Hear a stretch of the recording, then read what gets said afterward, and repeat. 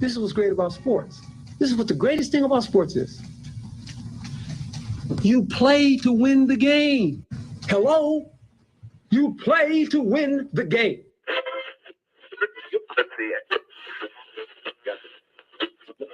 Winning isn't everything, but it's the only thing. In our business, there is no second place. Either you're first or you're last.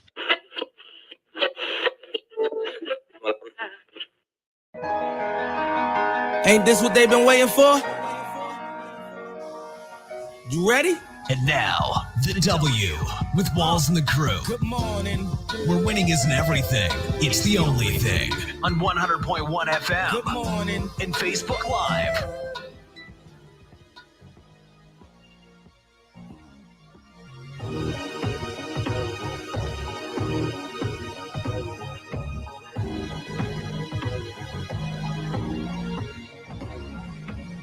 Good morning, good morning. Right back like we never left. Another Saturday morning with the W Show, Kansas City, talking sports and pop culture. If you're listening to the W Show on 100.1 FM, 1 Kansas City Radio, watching us live on one of our social media pages. This is your first time checking us out. We appreciate it.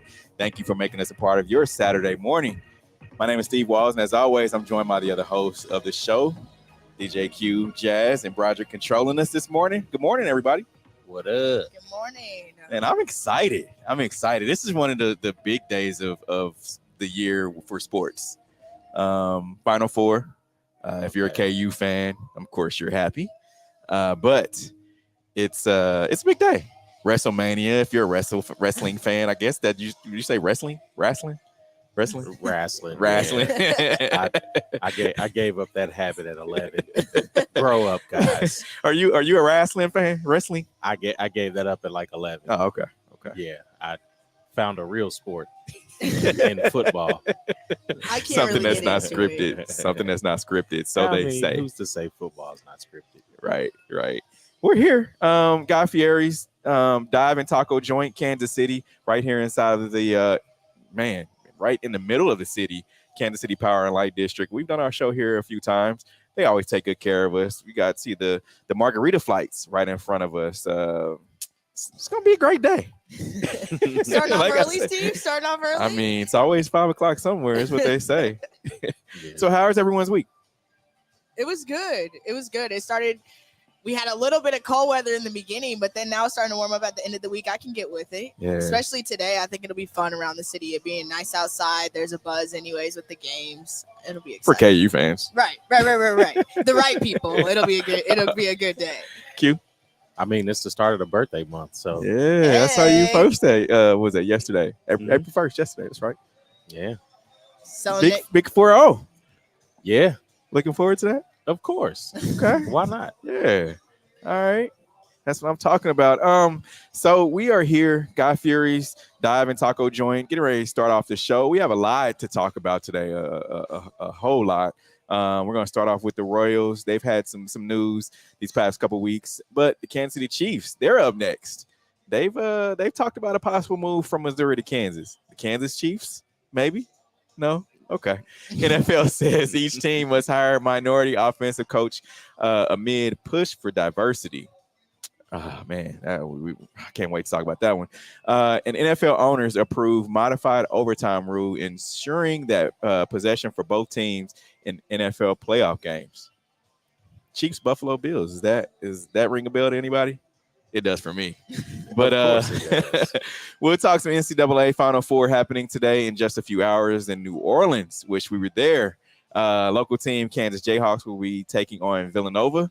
I think it's their arch nemesis. Villanova has their number. Of course they do. Yeah. Low keys. Yeah. And coming up in about 30 minutes, we will have our sneakers of the week during our Headed to Love It segment. Let's get to today's headlines. And now, here are the biggest sports headlines from this week. We bring them to you every Saturday morning on the W with Walls and the Crew on 100.1 FM and Facebook Live. Of course, the Royals had some news these past couple of weeks. Are the Kansas City Chiefs next up for a possible move from Missouri to Kansas? This morning, Chiefs President Mark Donovan, when asked this about the potential new stadium options, he said the team has considered options in the state of Kansas. Let's hear what he also had to say. we got to be talking about stadiums, and he mentioned almost in passing that he had received on a semi-regular basis receives inquiries from developers that want to do something with them involving a stadium in Kansas. This is interesting because last week, of course, we talked about team owner for the Kansas City Royals, where he came out and said, all right, we're going to be exploring some possibilities of a move to Kansas. Mm-hmm. I know there's some space out by Legends that everyone it's highly sought after by developers and the like. So this for me, coming from the president of the Chiefs, I think they've heard what the Royals had to say, and it's nothing but a smokescreen, really.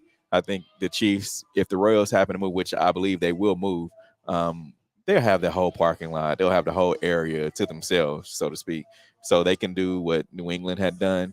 They can do what a couple of other NFL organizations have done, which is have their practice facility, have some other types of facilities right there on your grounds of where you build your huge stadium, and then you can just tear down Kauffman and put a stadium right there while you're still playing, and you don't have to like go back and forth, so to speak. So I think this is just a huge smokescreen to where it's putting the city on notice. It's all it's doing. It's putting Mayor Lucas and putting the buzz in the air. Oh, the Chiefs could possibly move. No, we don't want the Chiefs to move from Kansas City over to Kansas because there's the Kansas-Missouri, that rivalry is still there.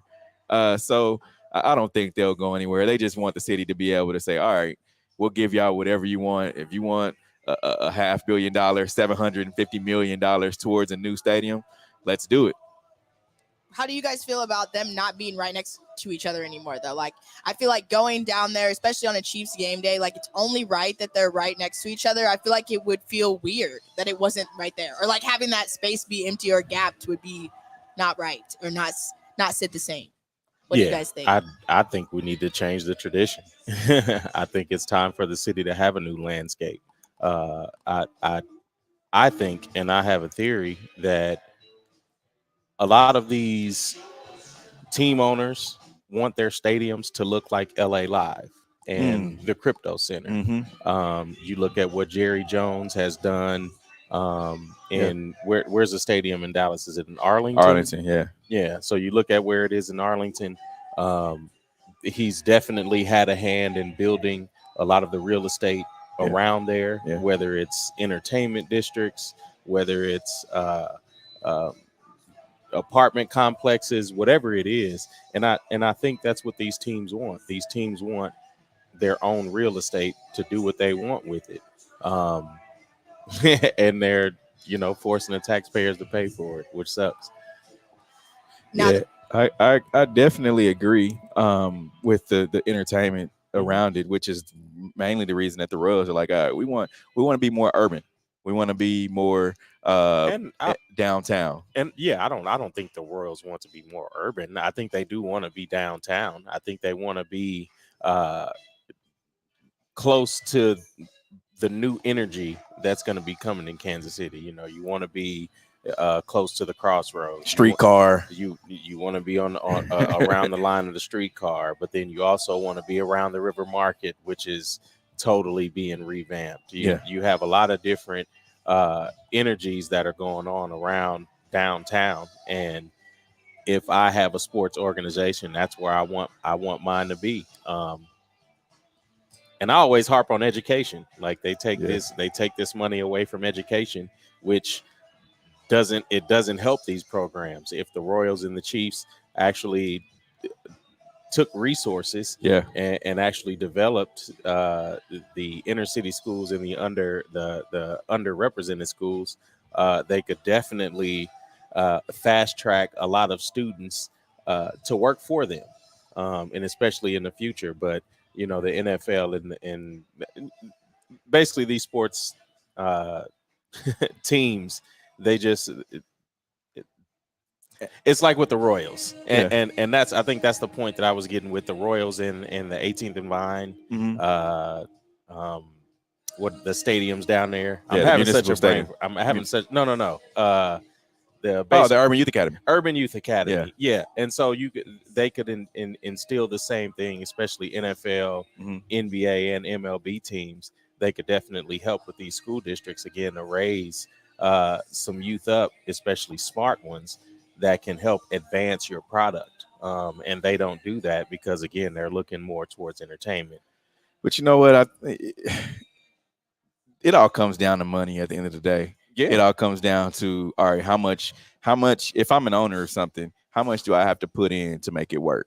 Right? How much am I going to have to put in? Because let's face it, Arrowhead Stadium's old.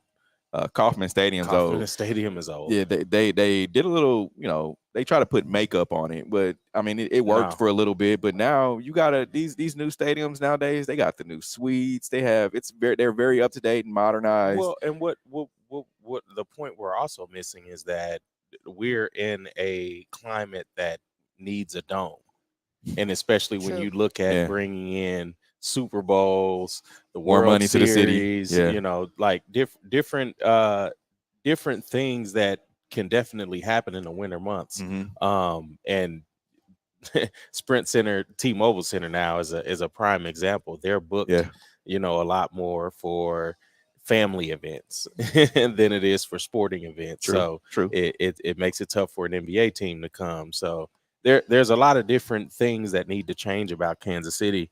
And a lot of it lies within the diversity and how the city invests into the inner city. Definitely. But I think even with the draft coming here next year, it's kind of pushing for that or opening a door. Like, hey, Kansas City, it's possible. We're able to do that. So what can we do to take it up to the next level, I think? And I think the NFL, that's their push to make these cities more attractive. Like, you're not going to have NFL draft in Green Bay, Wisconsin. Right. Like, you're not going to do that. But you're definitely going to try to get the Nashvilles, the Kansas Cities, not St. Louis anymore, but a lot of these different, B-level markets that are smaller than the LAs, the Miamis, the Houstons. And you can attract people there because, again, these are attractive cities. Yeah. It's just a matter of having the resources to hold the amount of people. True. Definitely. Now, the NFL says each team must hire minority offensive coach amid push for diversity. They say it's an offensive coach who is a female or member of an ethnic or racial minority for the 2022 season. Steve, we'll start with you. This is look, as much as I want to say it's a great deal, as much as I want to say, well, kudos, yes, thank you, NFL. It's something that they should have been doing. They shouldn't have had to announce, they want to hire more minorities, right? I think this is something that is beyond due, and now it seems to be to where it's all right. What we want to do, because we're getting sued that we have been racist. Now, what we want to do is try to get in front of it and try to put ourselves in a situation to where, we've started a diversity program, we've started this and we've started that, but you're already behind the eight ball. Yeah. So now I'm like, man, y'all should have did this 20, 30 years ago. And I feel like it's one of those things where it's like, I have more respect for it whenever you just do it without being told to do it. Yeah.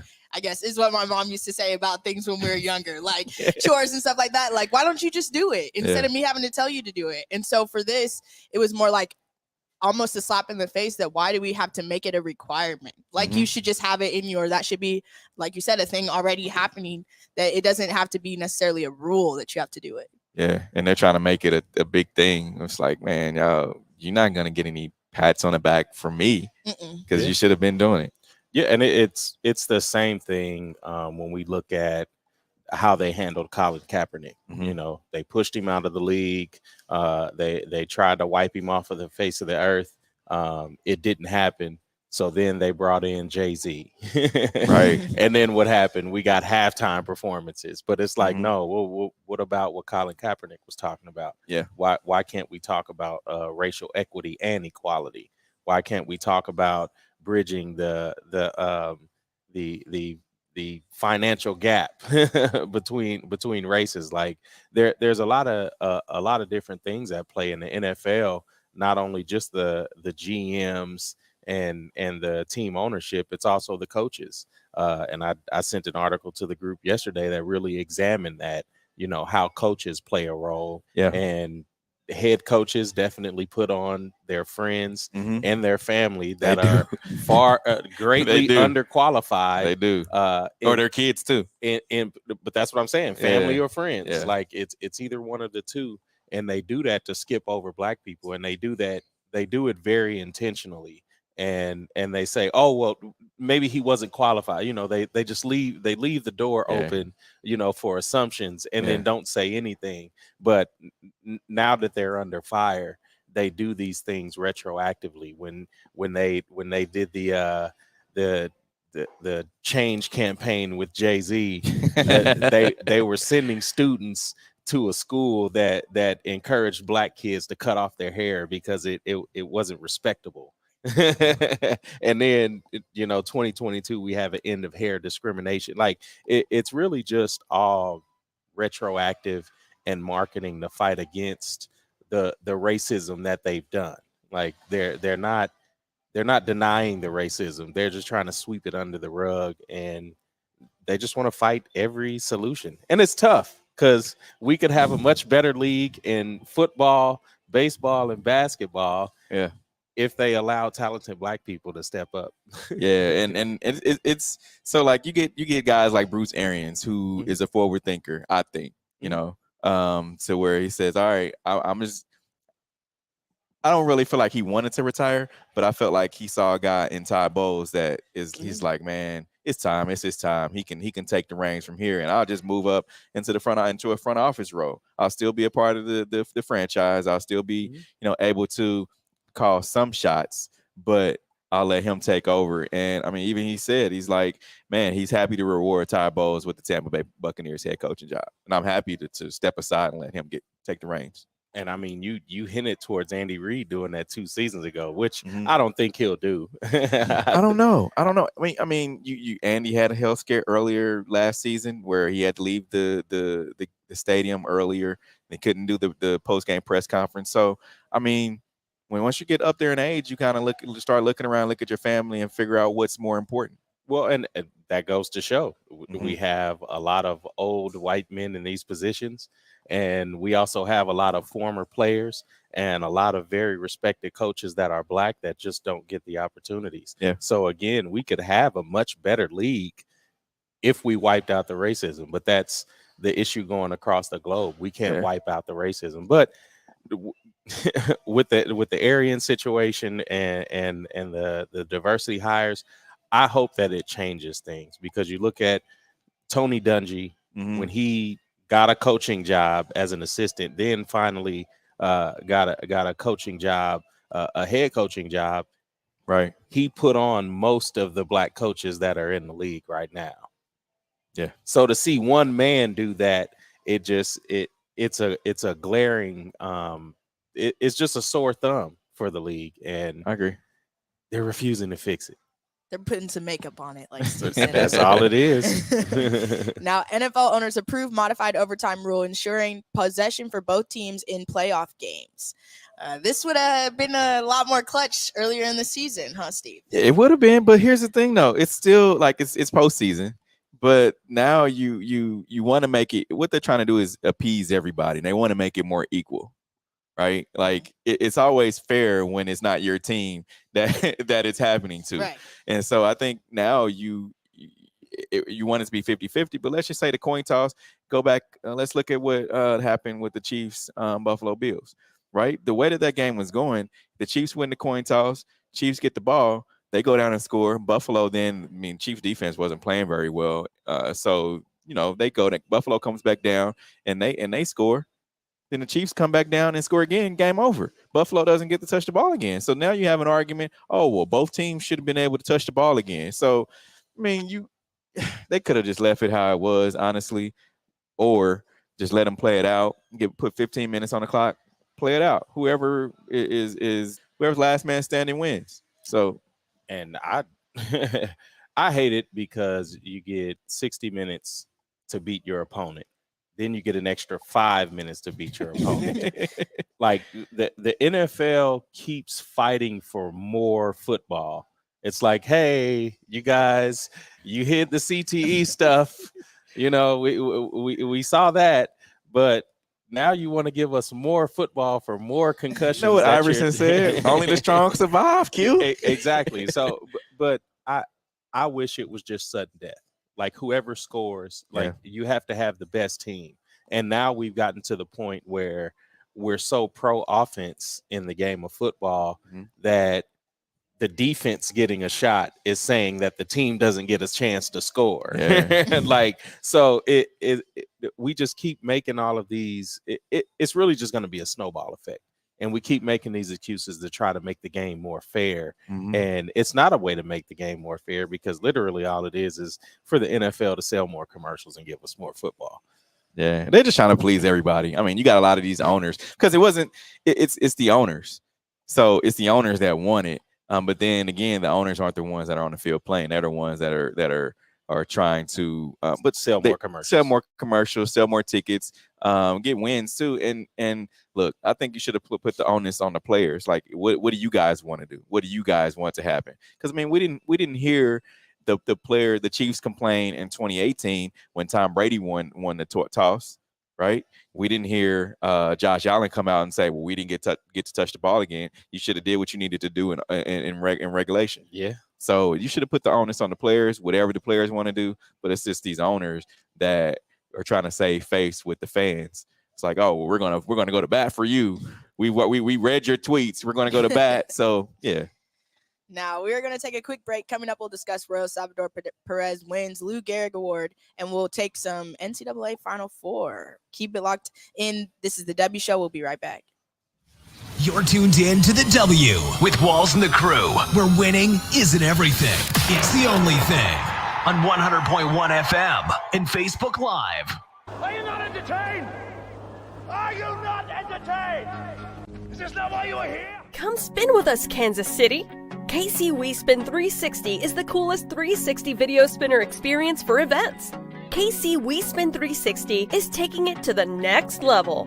The 360 video spinner platform rental will be the life of the party. Everyone will be talking about their 360 video experience while bragging about it on their social media pages. The captivating slow motion and reverse effects will have your guests feeling like celebrities. The KC WeSpin 360 video spinner can capture slow-mo videos, GIFs, and boomerangs from every angle.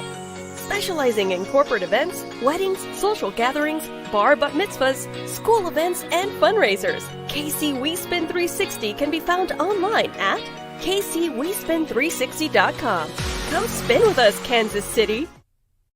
Don't be depressed, frustrated, or stressed because of the loss of a loved one. Golden Gate Funeral and Cremation Services is here to assist you with a smooth, stress-free transition. It doesn't matter how your loved one transitioned, we will offer you a memorable celebration to your liking. We are a family-friendly, full-service funeral home right here in the heart of the city, offering affordable cremations and package pricing and quality service. Call us when you need us. 816-231-GATE. That's 816-231-4283. There's only one Golden Gate, located at 2800 East 18th Street, Kansas City, Missouri. Exchanging your grief for a golden experience. You're tuned in to the W with Walls and the Crew, where winning isn't everything. It's the only thing. On 100.1 FM and Facebook Live. Remember to interact with our show. Use hashtag Talk About It. Message us, and we'll talk about whatever topic you want. Now, Royal Salvador Perez wins the Lou Gehrig Award. Steve, we'll start with you. Man, Salvi, to me, Salvi's the man. Like always, I always said this. He's the leader of this of the Royals team. Baseball's back. I'm excited about that. Home opener next Thursday, the 7th, against the Cleveland Guardians. So, I mean, Salvador Perez, every award he's earned, right? I mean, he's the face of the team, face of the league. He is. I mean, when you look at the Lou Gehrig Award and what it represents, I mean, it basically represents the giving character and giving to charities. And we talked about the Urban Youth Academy earlier. He gave $1 million to fund a portion of the Urban Youth Academy. He pays money throughout the season throughout the baseball season to help the youth go down to the Urban Youth Academy and the different programs that are going on down there. So, I mean, applause to him because he doesn't have to do it. You see a lot of athletes now that hang on to their money tight, right? Mm-hmm. Salvy's a giver, man. So yeah, and I love that bit of news. Even with him, donating that $1 million, I think the Royals perhaps should have matched that. They did, but I'm sure they put up a certain amount, didn't they? It was a couple million. Okay, good. And that's usually my only thing when I see players donate their money. Mm-hmm. I feel like the organization that they are contracted through should also match or double that. Yeah, because it's only right. Definitely. Now let's talk some NCAA Final Four happening today. Just a few hours. First, we have Kansas versus Villanova, and then of course Duke versus North Carolina. Kansas Villanova. Villanova has their number. If you just look back at the previous games that Villanova's played against KU, Kansas hasn't fared so well. And then you look at how Villanova has played throughout this tournament. If Kansas doesn't get out there and guard the guards, if they don't play big down low, it's going to be a long night. You can't start slow. You can't give up a bunch of 3-pointers to this Villanova team. You're going to have to continue to play your game. And Villanova wants to get up and down the floor. Thanks. So if you start slow, Villanova is going to match your energy and then take it to another level. This is going to be a game, and I've been saying this, Jazz, I text you the almost every game. It's like, man, if Ochai doesn't step up, if Ochai doesn't play like he's a top 10 pick or even a first round pick in the NBA draft, this team is not going to do well. But go ahead. I think in this case, especially, I know you and I have talked about it. Remy's energy is going to be imperative. And I know he's come off the bench a couple times too in the postseason, but I think start him tonight and have that energy from the jump. He flies around, he gets out there, and I think like you said, stopping those threes early and running in transition is going to be important. Yeah, ever since seeing him play in that Big 12 championship game, Remy Martin has been a favorite on that team for me. Definitely rooting for the hometown kid in Ochai. But Remy he's a special player. And it's a shock to see him as a sixth man, even though, he didn't play most of the season. But his energy is a difference maker. When you look at him being an agitator, not only on defense, then he changes the energy when he's running the one. Right. Like I agree. When he's controlling the ball, the energy on the team is much different. And he's one of those players, really kind of reminiscent of that Dallas Mavericks year, when Dirk and who was the real small, Jason Terry, not Jason Terry, but the real small point guard, JJ Barea. Yeah. And so he's very reminiscent of like a JJ Barea. Yeah. One, he can shoot. I won't say he has crazy. I got one better for you. I got Cleveland. What Dellavedova? Remember Dellavedova? Dellavedova, I don't think offense, man. But Dellavedova, I don't think also had that offensive like energy. Yes, he was an agitator on defense, but he was really more of a hack. But JJ Barea was that quick small guard. Yeah. That no matter the size matchup, he was going to agitate or he was going to beat you off the dribble, offense or defense. And that's what I like about this KU team. It's just a matter of him. Yes, do you start him? Do you give him more minutes? And how that fares? But I like KU in this. I think they give vindication from Villanova a couple of years back. But just imagine if Ochai, I mean, last week, 20 points or what was it? 15 points. I'm sorry. And it was a quiet 15. Definitely. Imagine if he comes out there, eye the tiger. It's like, all right, I'm gonna carry the team. I'm gonna put the team on my back. And you still get the same production from everybody else. You still get the same production from Christian Brown. You still get the same production from all the other role players on the team. I feel like this team will win a national title. I do. If Ochai comes out, Ochai comes out there and just balls, and I've been saying this every week, you got to handle the ball. You cannot defer under pressure. And I think that's what he's been doing. He's deferred and tries to get it back, and it's like, no, handle the ball, take over. Definitely. And I think we talked a little bit about the big situation, Mhm. but if we are talking in transition, of course, like you said, we have Christian, we have Remy, we have Ochai. In transition, those can be a mismatch too. So that's tough to guard. And so even with that big situation, the guards are gonna have to step up regardless. Yes, I agree. I definitely agree. Now, And Villanova's probably going to play a little more physical game. You know, those East Coast teams usually have a little more in your face style of play. So I'm interested to see this game. Duke versus North Carolina. Best college basketball game, at least on paper right now, that I've been alive for. I mean, as far as March Madness Final Four, best Final Four game, I put it to you that way.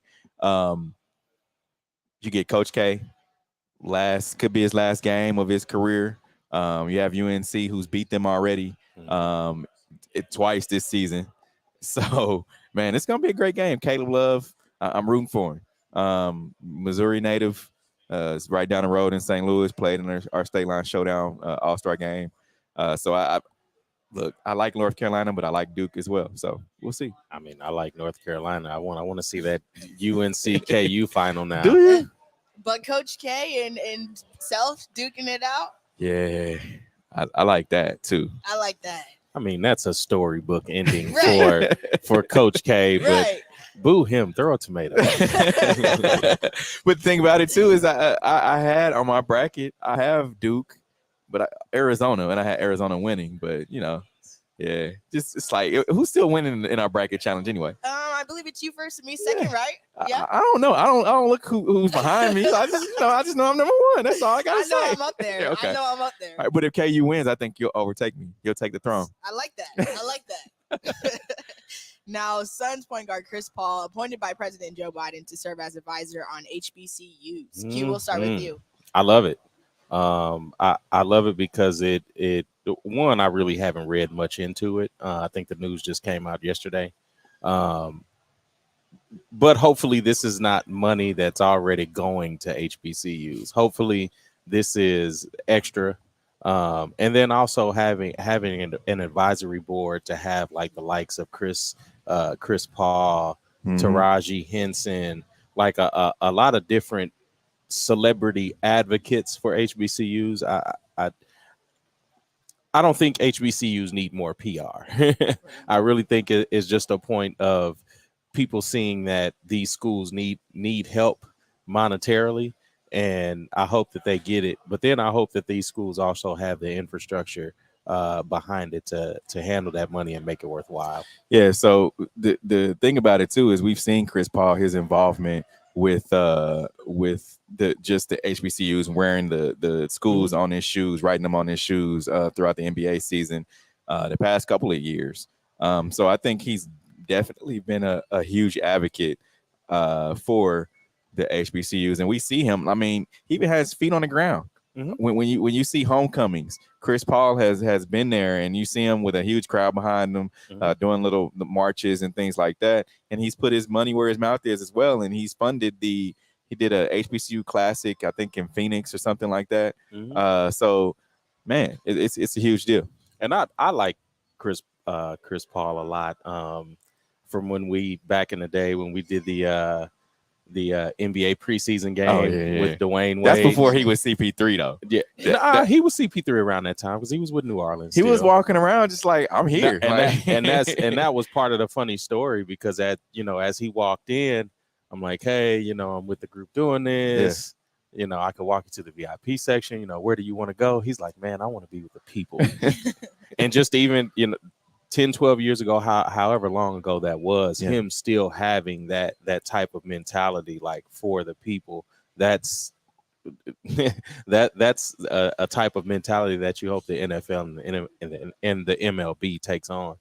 And of course, the board was created to help Biden's administration HBCU initiative. So the administration said it was already committed to $5.8 billion to support HBCUs. That's a lot of money to HBCUs, man. Like it's a huge deal. Not saying it's a bad thing by any means, but I'm just saying like to help fund the programs where, you know, a lot of kids don't want to go to HBCU just because they're like, oh, well, they don't have enough funding as the PWIs.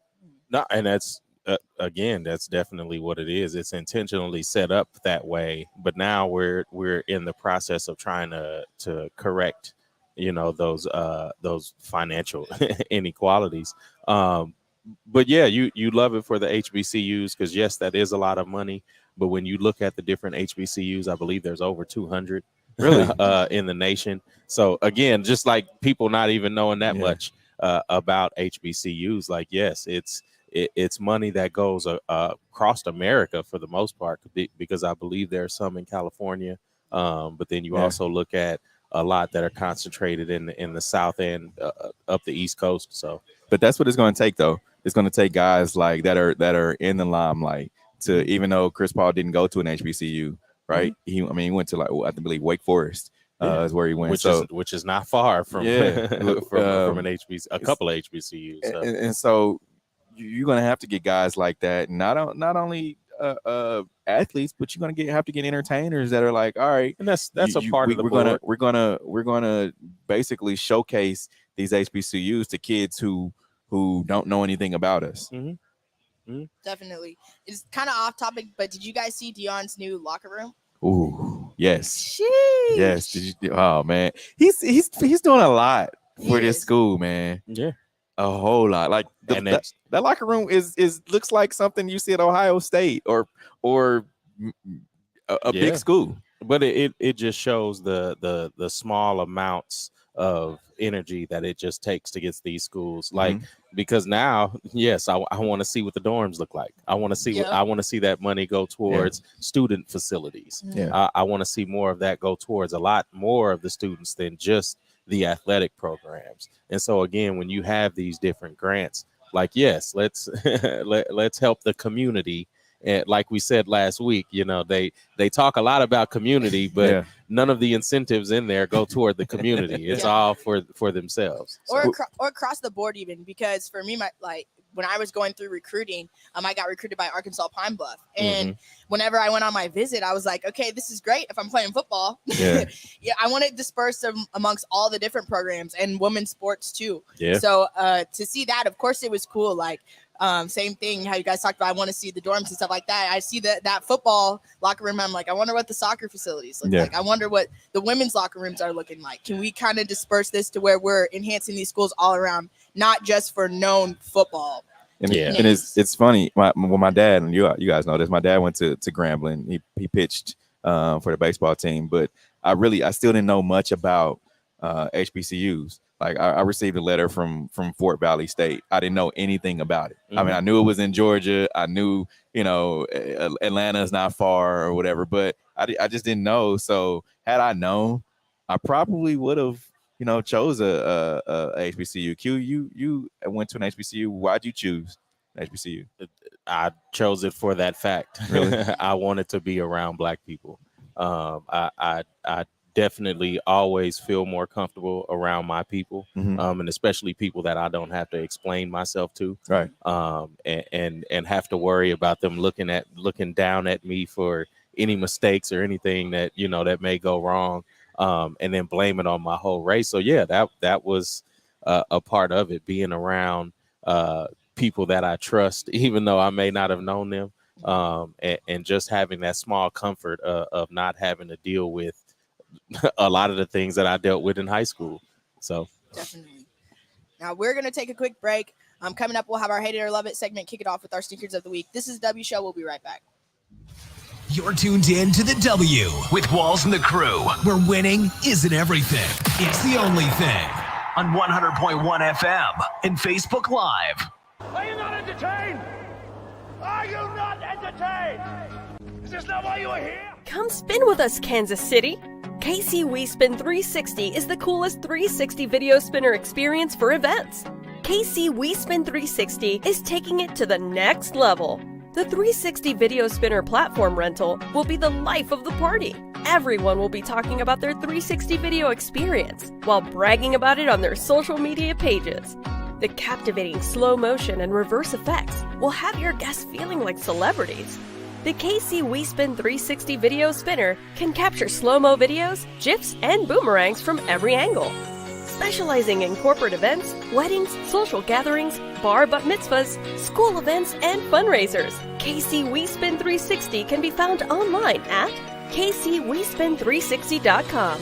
Come spin with us, Kansas City! Don't be depressed, frustrated, or stressed because of the loss of a loved one. Golden Gate Funeral and Cremation Services is here to assist you with a smooth, stress-free transition. It doesn't matter how your loved one transitioned, we will offer you a memorable celebration to your liking. We are a family-friendly, full-service funeral home right here in the heart of the city, offering affordable cremations and package pricing and quality service. Call us when you need us. 816-231-GATE. That's 816-231-4283. There's only one Golden Gate, located at 2800 East 18th Street, Kansas City, Missouri. Exchanging your grief for a golden experience. You're tuned in to the W with Walls and the Crew, where winning isn't everything. It's the only thing. On 100.1 FM and Facebook Live. Remember to interact with our show. Use hashtag talk about it. Message us and we'll talk about whatever topic you want. It's that time for Love It or Hate It. Hate it. If we love it, we talk about it. If we hate it, we move on. The views and opinions. Starting off our sneakers of the week this week, we have the Air Jordan 1s, the 85 Georgetowns. I really love these.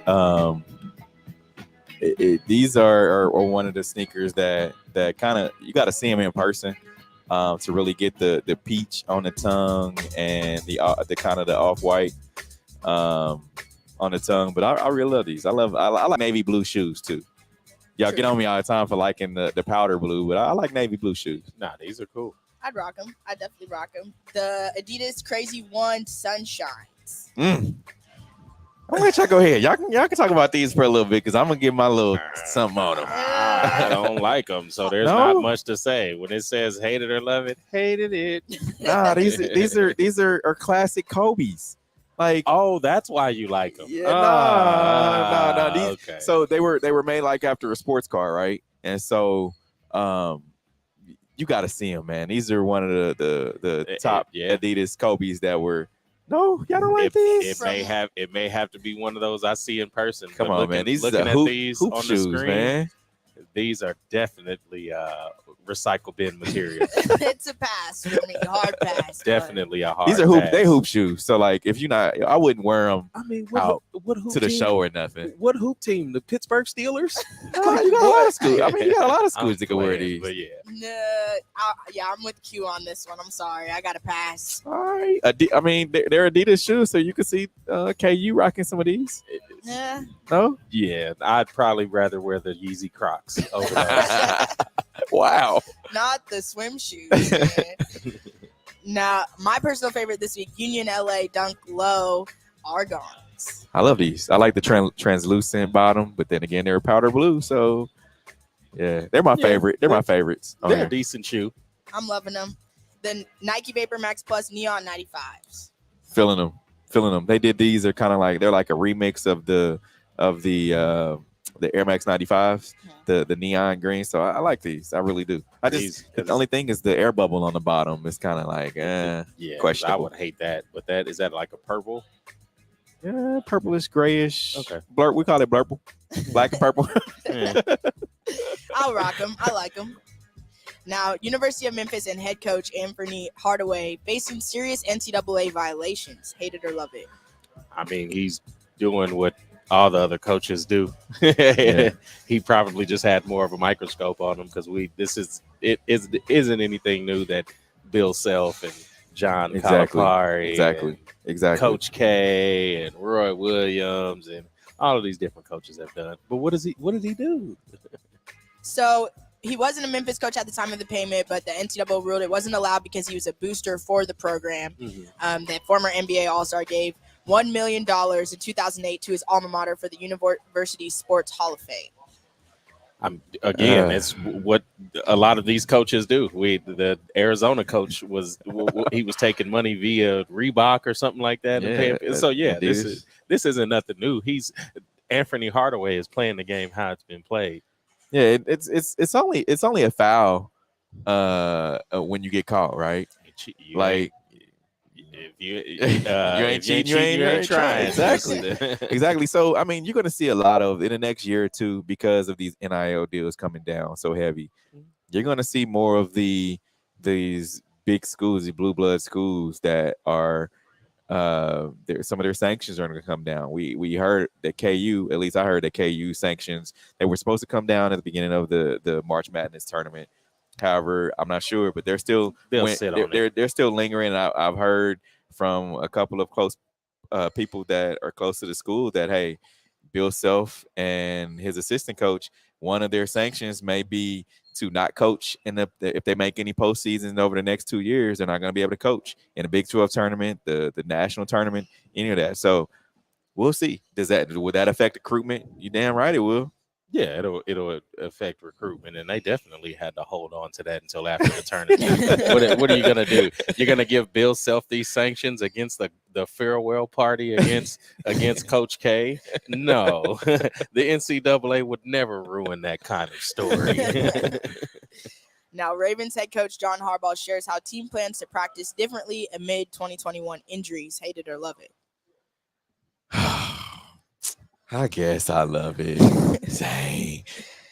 Now, why? Now, the Ravens suffered, of course, a lot of injuries, which is the key reason why they finished 8-9 and missed the playoffs for the first time since 2017. They lost their key contributor after them and many different players just had to step up throughout the year.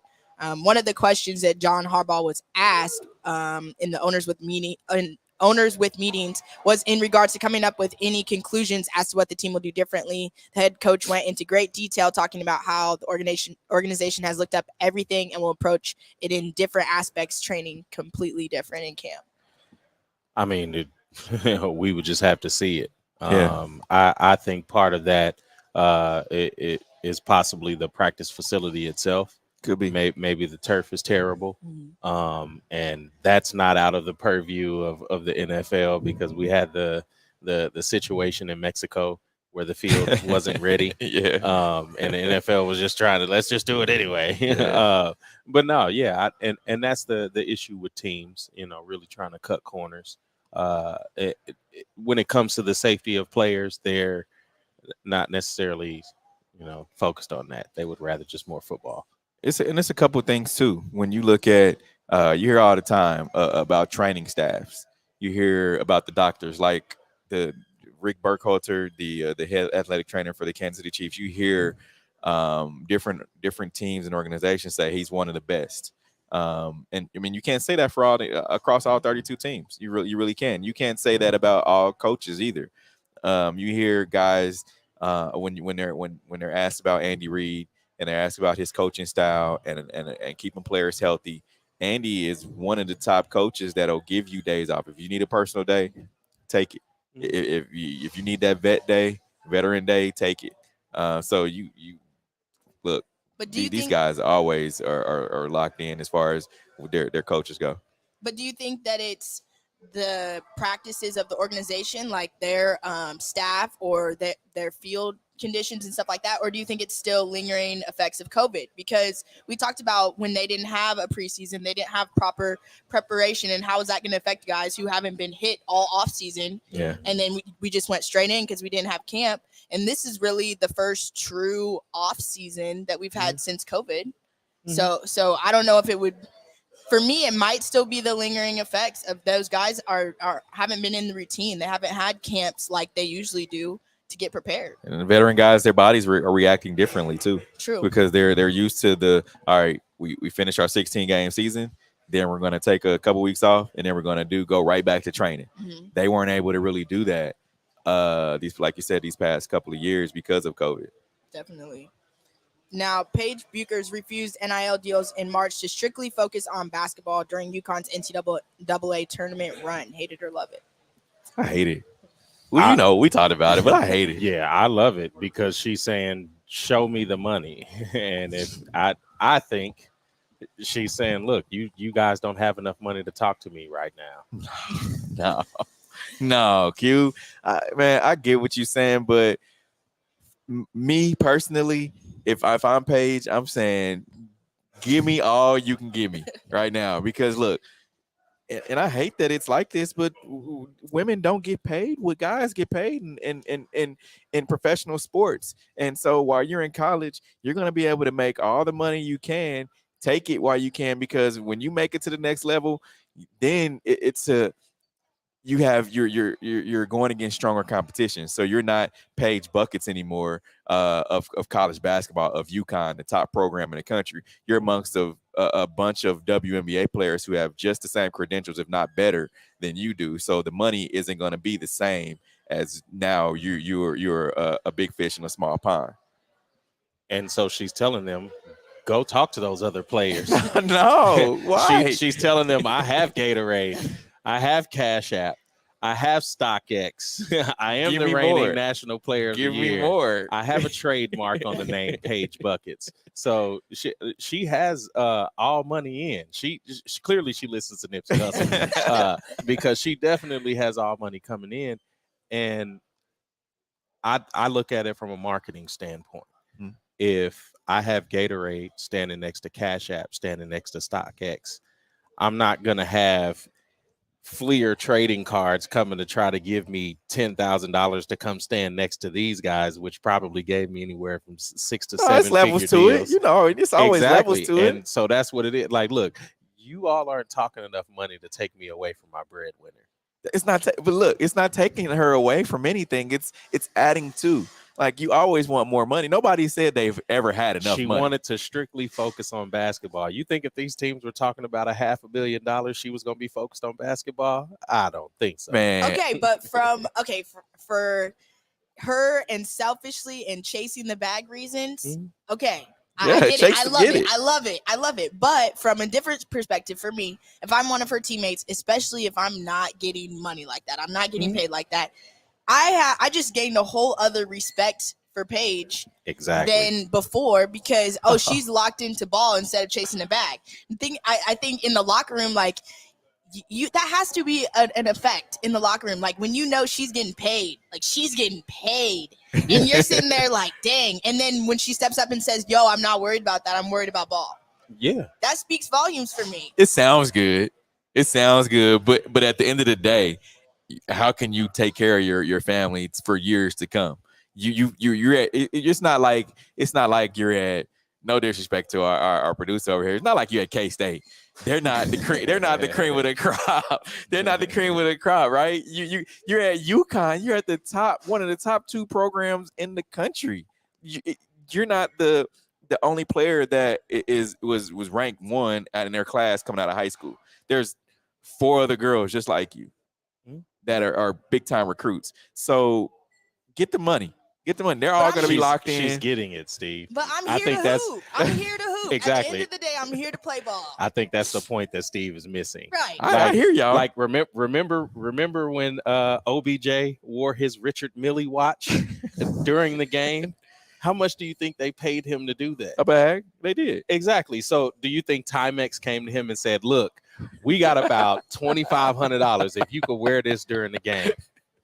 And then he's like, "No, I'm actually it's PR. No, I'm actually focused on the game." Look, I'm sure they weren't some measly little sponsorships coming through. I don't think they had. I'm sure there were. Nah, man. I don't think they had some small sponsors. I think you had it. It just doesn't make sense. They said all sponsors. So if she had Pepsi calling her, which could be, if she had some water brand or whatever. Pepsi's not calling her because Gatorade's already there. Somebody. So that's what I'm saying. Somebody, if Chipotle's calling her, McDonald's, like, come do this commercial for us, Paige. What she's gonna say no, because I'm focused on basketball. No. Look, when she's 40 years, when she's 40 years old and she's looking back on it, man, I should have took those deals. Man, I'm not getting paid what I should be getting paid in a WNBA. Which is why she has deals with Gatorade, Cash App, StockX. I understand that. Nothing's wrong with it, but you got to add more. You got to add more to it. It's more to it than just getting what you're getting right now. Currently. But I'd be more apt to think, oh man, if say she doesn't win a championship or whatever it might be for her remainder, oh well, I wish I was working out here and stuff. Not I wish I was doing a McDonald's commercial.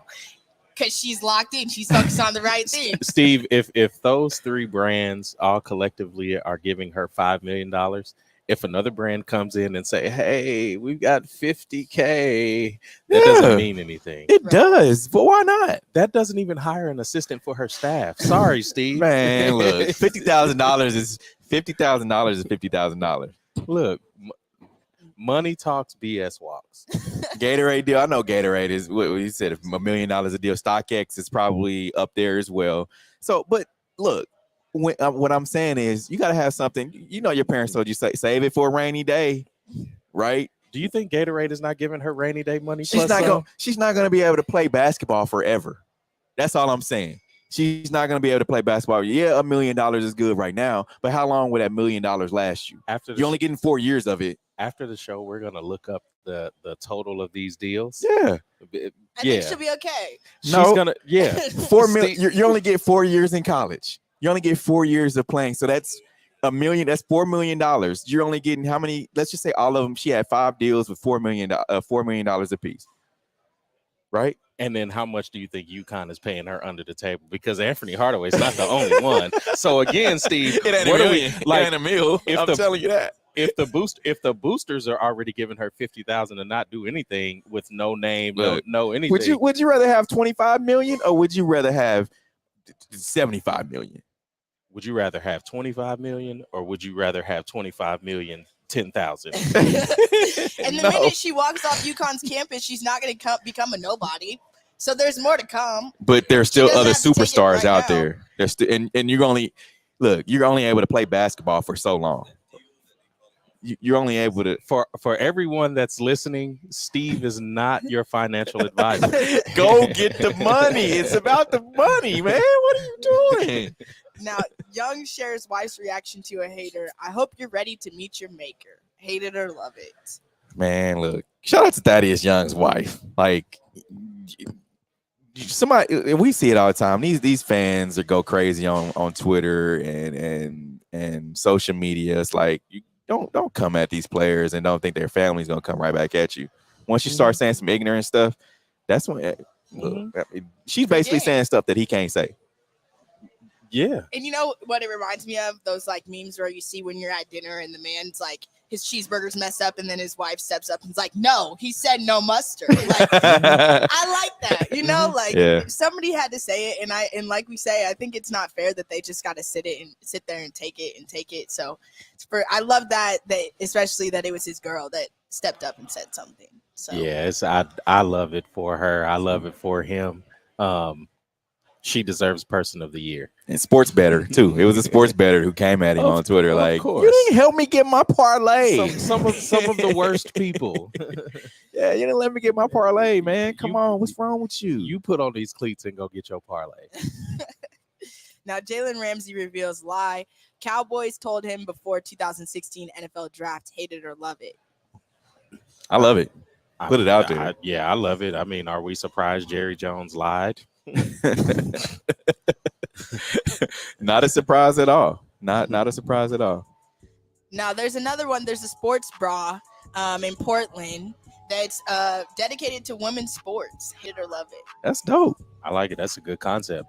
That's really a good concept. And the twist on it and everything too. I think it's really dope. And with the wave of women's sports coming to the forefront and a lot of more people are trying to tap in or support, I think that's perfect. Perfect timing.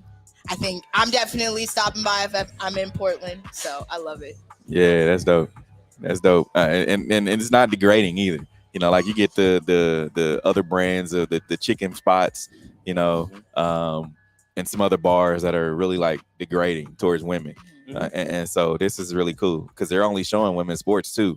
So that's dope because I mean people can go there and see women's sports. So do they show like the national? You think they're showing the Final Four this weekend? Of course they are. And think they're showing KU. They're probably banging on their butt. Maybe in each corner, but it's still the women's are the focus. You know? They got to give a glimpse. True. Yeah, no, I love it. And then also I'm applauding Colin Kaepernick today at that Michigan game. Hopefully we'll have some video next week to show. Heck yeah. As always, we appreciate everyone who tuned in on 100.1 FM. Also watched us live on our social media. You guys got to tune in each and every week. To those that do, we really appreciate it. Thank you to Guy Fieri's Dive and Taco Joint right here, downtown Power and Light District. Come down. We'll be here for a little bit longer. Come hang out with us. They have a bunch of TVs. Pretty soon, this place is going to be crazy, packed full of people, full of KU fans, some not KU fans. But yeah, come down. We'll be here for a little bit longer. Again, this is the W Show. We out of here until next week. Peace.